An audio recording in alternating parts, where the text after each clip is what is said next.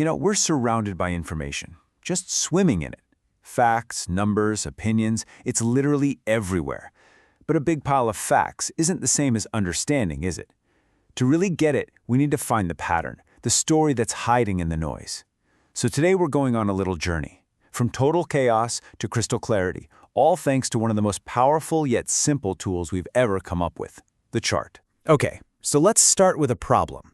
Imagine two students survey their class about their favorite game, and this is what they get. Just a jumbled mess of answers. Trying to figure out the winner here by just staring at the list? It's a total headache. Is it cricket? Hockey? Your eyes just glaze over. It's a classic data mess. So how on earth do you find the answer in all this? Well, you might think the first step involves some fancy software or a complex formula. But nope, it's way simpler than that. The first, most important step is just about creating a little bit of order. We need a system. And that system is ancient, and it is pure genius. The tally mark. A teacher here wants to buy sweets for the class. So for each vote, he just makes a single mark. But here's the magic trick, the part that makes this system so brilliant. That fifth mark is a slash across the other four. It instantly groups the data into bundles of 5. It makes counting everything up at the end incredibly fast and almost foolproof. And just like that, here's our result. A clean, simple table. Suddenly, the chaos is gone. We can see in a split second that Gujia is the big winner with 13 votes. No more guessing, no more squinting at a messy list. We've turned random noise into a clear signal. And that's the whole point. Organization is the first step to meaning. Okay, so we've conquered counting. That's a huge step. But let's be honest, our brains are visual machines. We process pictures way, way faster than we process lists of words or numbers. So the next logical question is, can we take this organized data and turn it into a picture that tells the whole story in a single glance? And that brings us to our first tool for doing just that, the pictograph. The name kind of gives it away, right? Picto, graph. It's a graph made of pictures. Instead of using numbers, we use little icons that represent the actual things we're counting. It's super intuitive, super direct, and for simple sets of data, it works like a charm. So, let's take this data on student absences. As you can see, the numbers are pretty small and easy to work with. We've got our nice orderly table, but watch what happens when we translate this from text into a picture. And there it is, right away. Where do your eyes go? Straight to the longest rows, right? Class 2 and Class 8. You don't even have to count them at first to know which ones have the most. That's the power of the pictograph. It makes comparison almost instant because our brains are better at judging the length of a line of pictures than they are at comparing abstract numbers. Now, this one-to-one system is perfect for small numbers. But what happens when the numbers get big, really big? What if you were tracking the number of books in a library or people in a city? Are you going to draw thousands of little icons? No way. It would be a nightmare. The whole system just falls apart. We need another clever idea. And here's the brilliant solution. A scale. It's a simple idea. Instead of having one picture equal one thing, we just decide that one picture represents, say, 10 things, or 100, or 1,000. Now, it's a trade-off. You do have to look at the key to understand it. But what you gain is massive. Suddenly, you can show huge amounts of data efficiently. A scale is a great hack. It really is. But even it has its limits. What if you need to show a really precise number, like 3,400, or easily compare that to 800?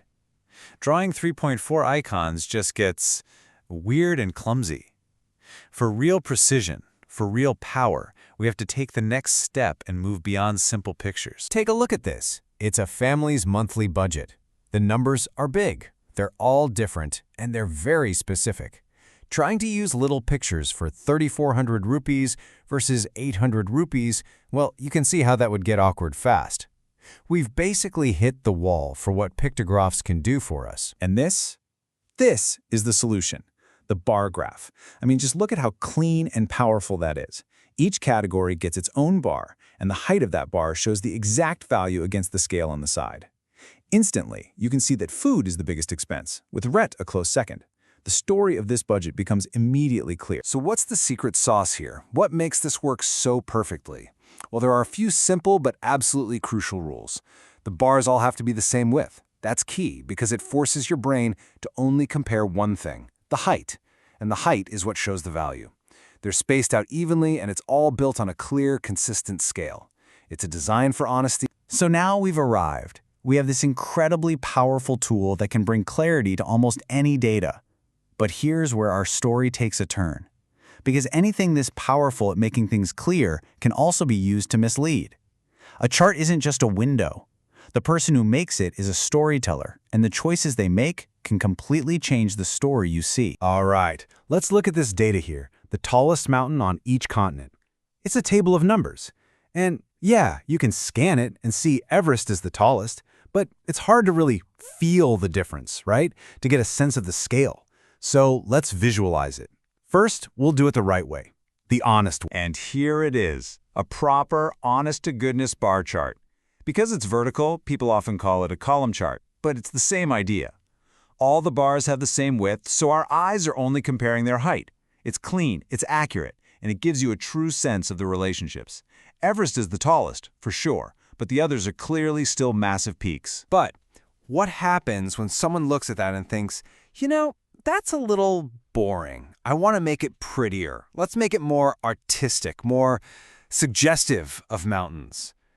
This is where we need to put our thinking caps on and pay very close attention. And here's the artistic version. Instead of simple bars, we get these pointy triangles that look like mountains. It's definitely more colorful, it's more attention-grabbing, but something very dangerous has happened. Look closely. The designer didn't just change the height of the bars, they changed the width too. So is this better? Not a chance. It's deeply misleading. It's a lie. Because by making the taller triangle also much, much wider, the chart is no longer just using height to show the data, it's using area. And your brain, when it compares the total area of those shapes, gets a totally false impression. It makes Everest look ridiculously bigger than the others, way more than it actually is. The artistic choice has destroyed the truth. And that right there is the single most important lesson. A good chart's job is to make things clear. A bad chart, whether it means to or not, makes things confusing or misleading. Making something look pretty should never, ever come at the cost of telling the truth. So just think about the journey we took together. We started with a jumbled, useless list. We used tally marks to bring order. We used pictographs to start seeing comparisons. And finally, we unlocked real precision and power with the bar graph. Every single step was an invention designed to pull more and more meaning out of raw information. Every chart you see from now on, I want you to remember this. It is telling you a story. It has a point of view. But now you know the rules. You know what makes a chart honest, and you know the tricks that can make a chart lie. So the question is, the next time you see one, what story will you see? The one on the surface, or the one it's really telling?